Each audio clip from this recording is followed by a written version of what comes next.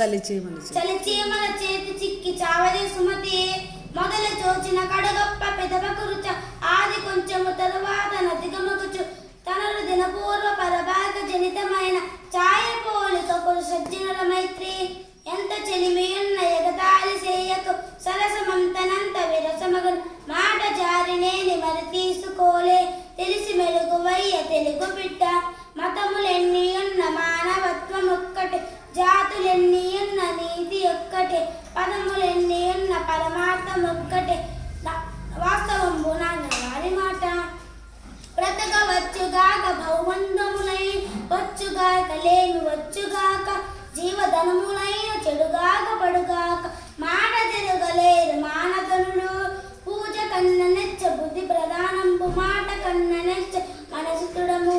కులము కన్న మిగుల